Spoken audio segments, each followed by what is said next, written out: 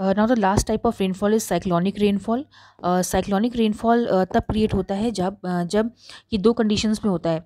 अगर आपका tropical area है तो ये तब होगा जब कोई भी ओशन है या सी है और वहाँ पे इंटेंस लो प्रेशर का एरिया क्रिएट हो गया।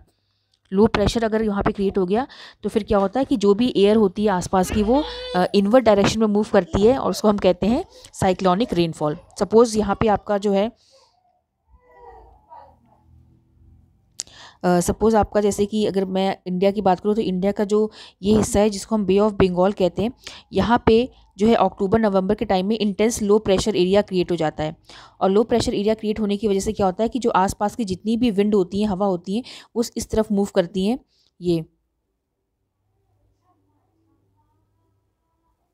ठीक है।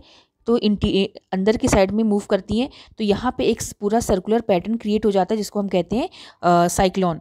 और ये जो साइक्लोन होता है अपनी तरफ विंड को अट्रैक्ट करता है and they start moving towards the land area. जो आसपास का कोस्टल एरिया होता है इस तरफ ये साइक्लोन मूव करता है, और जब जैसे मूव करता है तो अपने साथ ही काफ़ी ज़्यादा अमाउंट में मॉइस्चर लेके जाता है और इससे काफ़ी हैवी रेनफॉल होती है इन द कोस्टल एरियाज़। तो इसीलिए जो आपका eastern part of India, eastern Ghats का जो एरिया है, वहाँ पे मेनली रेनफॉल कहाँ से मिलती है, जैसे उड़ीसा है, देन तमिलनाडु है, इनको जो है साइक्लोन से ही इनको रेनफॉल मिलती है। तो इसको हम साइक्लोनिक रेनफॉल कहते हैं।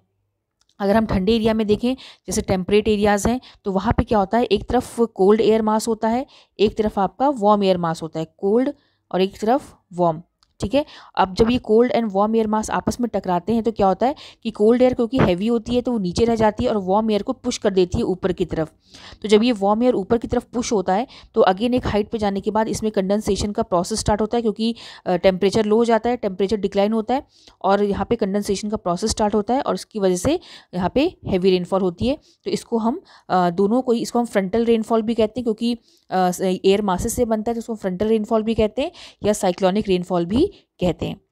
तो ये हो गया आपका साइक्लोनिक एंड फ्रंटल रेनफॉल।